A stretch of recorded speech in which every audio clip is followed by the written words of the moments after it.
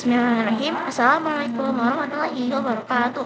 Halo semuanya, nama aku Ibnu Malika Luul. Hari ini aku ingin menceritakan tentang hijrah Nabi Muhammad SAW ke kota Madinah.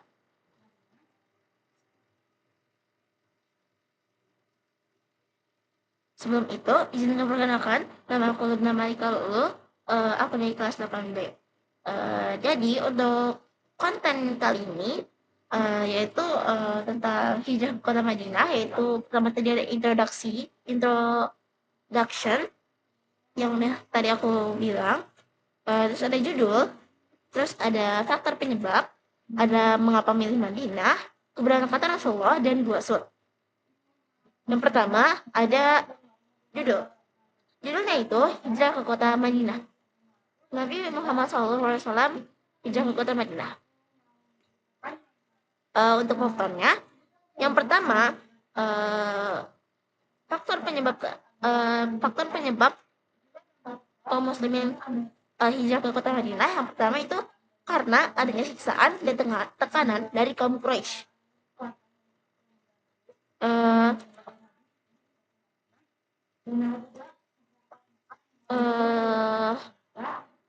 Jadi begitu Rasulullah melakukan dakwah secara terbuka, banyak sekali ancaman yang diarahkan kepada beliau dan orang-orang beriman yang mengikuti beliau. Karena itu Rasulullah SAW tuh senantiasa berpikir untuk cari perlindungan gitu di luar Mekah, dan jadinya Rasulullah SAW memilih hijrah ke Habasyah, Taif, dan kemudian ke Mekah.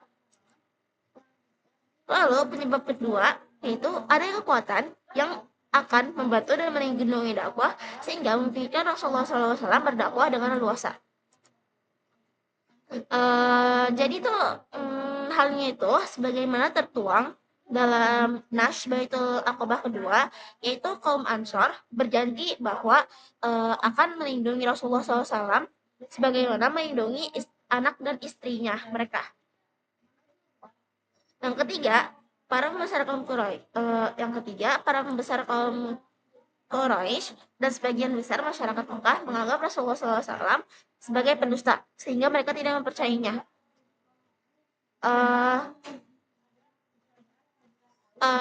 Jadi kondisi seperti ini itu, karena kondisi seperti ini, Rasulullah SAW ingin mendakwahkan kepada masyarakat lainnya yang memang mau menerimanya. Dan banyak sekali dalil yang menunjukkan faktor ini. Di antaranya adalah sebagaimana perkataan Sa'ad bin Mu'adz radhiyallahu anhu, yang artinya, "Ya Allah, sesungguhnya Engkau mengetahui sesungguhnya tidak ada seorang pun yang lebih aku sukai untuk aku jihadi mereka karenamu daripada suatu kaum yang telah mendustakan Rasulmu dan mengusirnya." Yang keempat, kaum muslimin khawatir agama mereka terfitnah. Ketika Aisyah radhiyallahu anhu ditanya tentang hijrah, beliau radhiyallahu anha berkata, kaum mukminun pada masa dahulu mereka pergi membawa agama mereka menuju Allah dan Rasulnya karena khawatir terfitnah. Jadi untuk faktornya mungkin itu saja. Dan yang selanjutnya adalah mengapa milih Madinah. Pilihan Rasulullah SAW menetapkan Madinah sebagai negeri hijrah kaum muslimin merupakan pilihan yang berdasarkan wahyu ilahi.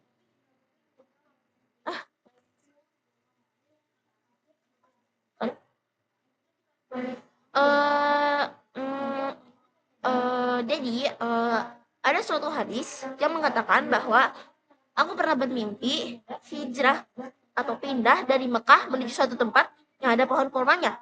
Lalu aku mengira daerah itu ialah Yamamah atau Hajar Aswad. Namun ternyata daerah itu adalah Yathrib, atau yang kita kenal sekarang adalah Madinah.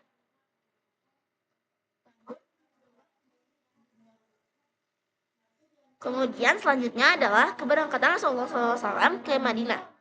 Gelombang hijrah kaum muslimin dari Mekah ke Madinah sangat menimbulkan kekhawatiran di kalangan kaum Quraisy. Mereka khawatir kaum muslimin akan bersatu. Jika bersatu, berarti menjadi ancaman bagi keberadaan kaum Quraisy dan budaya paganismenya.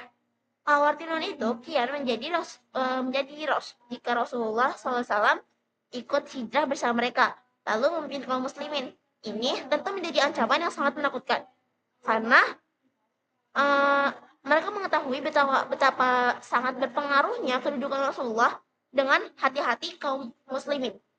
Kaum musyrikin Quraisy juga tahu kesiapan kaum muslimin itu rela banget berkorban demi membela agama yang dibawa oleh Rasulullah Shallallahu Alaihi Wasallam. Terlebih lagi, uh, adanya keberadaan kabilah Aus dan Khazraj yang setelah menerima kaum Muhajirin, dua kabilah itu adalah mempunyai kemampuan yang tidak bisa dilakukan. Begitu pula secara geografis. Kota Madinah tuh Kota Madinah dalam posisi yang strategis merupakan jalur perdagangan yang menjadi sumber utama penghidupan kafir Quraisy. Lalu sehingga pada hari Kamis sehingga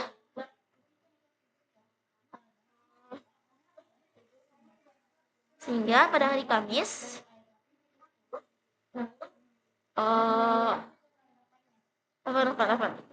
sehingga pada hari Kamis 26 Safar tahun ke-14 dari kenabian bertepatan dengan 12 September 622 Masehi, sekitar 2 bulan pasca Bai'ah Aqabah kedua.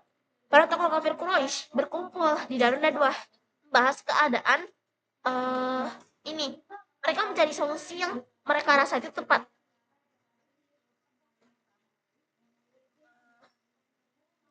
Lalu mereka juga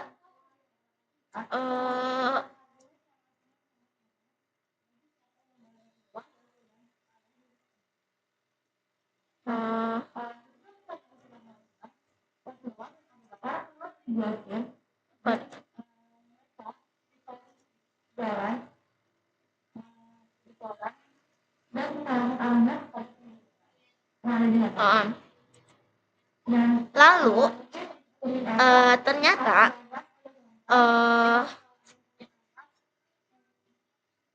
kaum kafir Quraisy itu berkumpul di Darun Nadwah membicarakan cara yang tepat untuk melepaskan diri dari ancaman Rasulullah Shallallahu Alaihi Wasallam.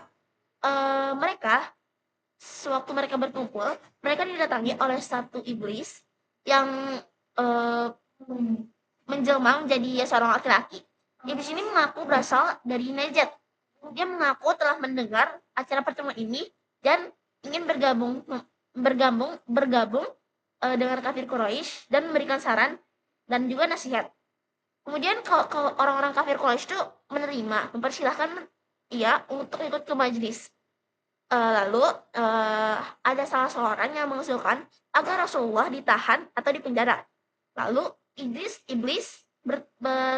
menyahut, "Jangan, pendapat kalian ini tidak tepat. Jika kalian menawannya sebagaimana pendapat kalian, maka Rasulullah Muhammad SAW tetap akan keluar dari balik pintu yang kalian tutup rapat dan akan sampai ke telinga para pengikutnya. Lalu mereka bisa saja menyerang kalian dan merebutnya dari kalian. Kemudian mereka akan membanggakan diri di hadapan kalian dengannya sehingga bisa mengalahkan kalian." Lalu ada lagi salah seorang yang mengusulkan bahwa Rasulullah SAW diasingkan. Iblis menolak lagi pendapat ini. Mengapa? Karena bahwa tutur bahasa Muhammad SAW yang menyejukkan hati mampu menarik banyak orang yang mengikutinya, sehingga ia mampu akan mengalahkan kaum Quraisy. Lalu salah seorang yang mengusulkan, yaitu ternyata Abu Jahal. Dia memilih untuk memilih seorang pemuda dari pemuda-pemuda terpandang dari kabilah masing-masing. Masing-masing pemuda diberi pedang tajam dan dengan pedang-pedang itu mereka akan menyerang Nabi Muhammad SAW secara bersama-sama, sehingga tanggung jawab atas kematiannya akan terbagi ke dalam beberapa kabilah. Dengan demikian akan dapat memaksa Bani Abdul Manaf rela menerima diat atau tebusan harta atas kematian seorang. sebab mereka tidak akan mampu memerangi sebuah kabilah yang terlibat dalam pembunuhan ini. Mendengar pendapat Abu Jahal yang sangat amat busuk, sang iblis pun mendukungnya. Lalu mereka pun menyepakatinya. Temuan kaum Quraisy di Darun Nadwah ini menghasilkan seorang bulan. Kemudian kita lanjut ke rencana-rencana mereka saat hijrah. Rencana-rencana Nabi Muhammad SAW. Yang pertama, mereka akan keluar menuju Gua Thur. Jadi di sebelah barat daya Mekah, mereka pergi ke sana pada malam hari untuk mengelabui kaum kafir. Karena perhatian mereka dalam mencari Rasulullah SAW akan tertuju ke arah utara, yaitu arah menuju Madinah. Yang kedua, mereka akan tinggal di Gua Thur selama 3 hari. Mereka akan tinggal di sana sampai usaha pencariannya mulai surut. Ketiga, mereka menyewa seseorang menunjuk jalan yang menerti perjalanan di padang pasir, yaitu Abdullah bin Urqut, seorang musyrik. Keempat, Asma menyediakan untuk bekal untuk mereka berdua di ikat pinggang miliknya. Lalu ia potong dan mengikat bekal. Yang kelima, Abu Bakar menyuruh anaknya yaitu Abdullah untuk menyadap informasi pembicaraan masyarakat tentang Rasulullah SAW dan Abu Bakar radhiyallahu anhu. Keenam, Abu Bakar menyuruh budaknya yang bernama Amir bin Furairah untuk mengembala kambingnya di siang hari dan menggiringnya untuk istirahat di Gua Thur saat sore hari, supaya mereka bisa memanfaatkan susu dan dagingnya juga.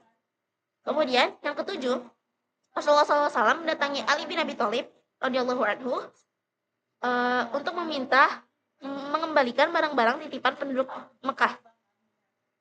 Karena banyak penduduk Mekah yang menitipkan barang-barang berharga mereka kepada Rasulullah SAW. Kedelapan, Abu Bakar meminta budaknya Amir bin Furairah lagi menemaninya dalam hijrah untuk membantu mereka. Lalu untuk yang di Gua Thur,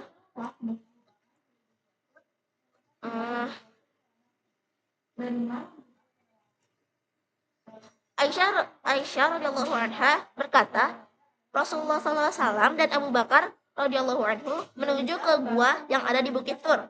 Mereka berdua tinggal di sana selama 3 malam, yaitu malam Jumat, malam Sabtu, dan malam Ahad. Dan mungkin sekian dari saya. Mohon maaf bila banyak kata-kata yang salah. Sekian dan terima kasih. Wassalamualaikum warahmatullahi wabarakatuh.